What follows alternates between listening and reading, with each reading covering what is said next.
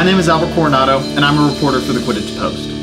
The Major League Quidditch Championships are coming up August 20th and 21st. Teams from around the country are going to battle it out to see who is the best on a broom. The Quidditch Post would like to help give you a look into the teams competing, and this is the first episode in an interview series we will be producing on the MLQ teams in attendance.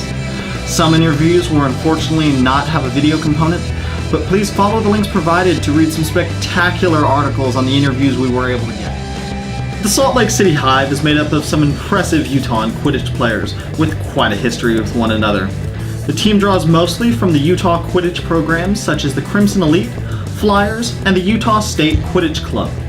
Let's go to our QP correspondent Danielle with head coach of the Hive, Ben Ruling, for more. Hi, I'm Danielle with the Quidditch Post, and today we're talking with Ben Ruling about the upcoming MLQ Championship. Ben is the head coach and beater for the Salt Lake City Hive.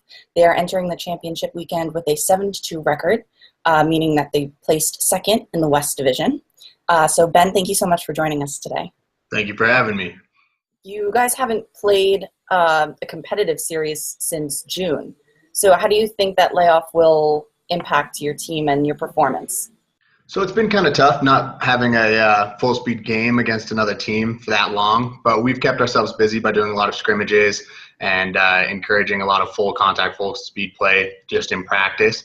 The benefits that we did have is we had a lot of time to train on fundamentals.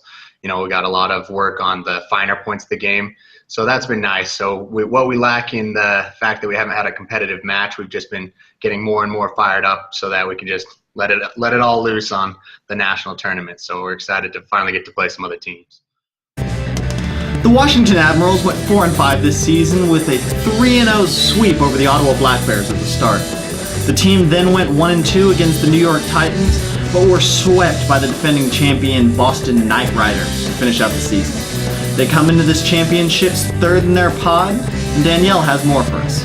Hello, I'm Danielle with the Quidditch Post, and I'm here speaking with Steve Minnick from the Washington Admirals. He is the head coach and chaser for the team, and we're going to be talking about the MLQ Championship coming up very soon.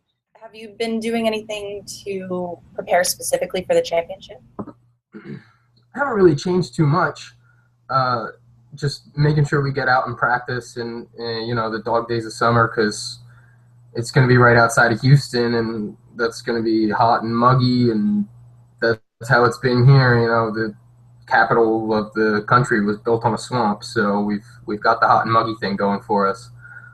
Just making sure we get out there and get our work in, and making sure we continue to come together as a team, because a summer's just one season, so it definitely takes a lot to come together as a team. And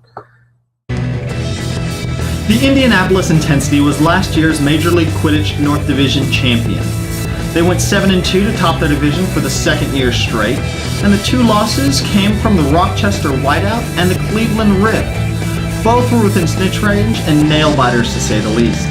The Indianapolis Intensity won all three of its series this year, leaving them in pleasant positioning going into the championships. Let's go to Danielle for more.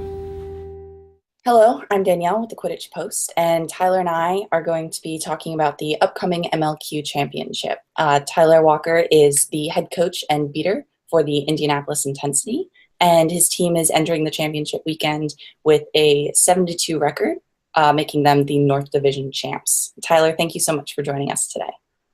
Yeah, no problem. Happy to be here. Yeah. So with the championship coming up, what will it take for you guys to win it all?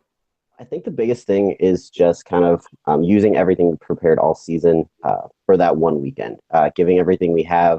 I know it sounds kind of cliche, but we just need to leave everything on the field each game, especially the way that the tournament is set up. It's kind of something different than what we've played in before. And so winning every game for us is crucial, not having to play extra games on Saturday. But really, I think the biggest thing is just trusting each other, trusting our teammates, and keeping cool heads in the heat of Texas. Thank you very much for your time, and look out for our next episode.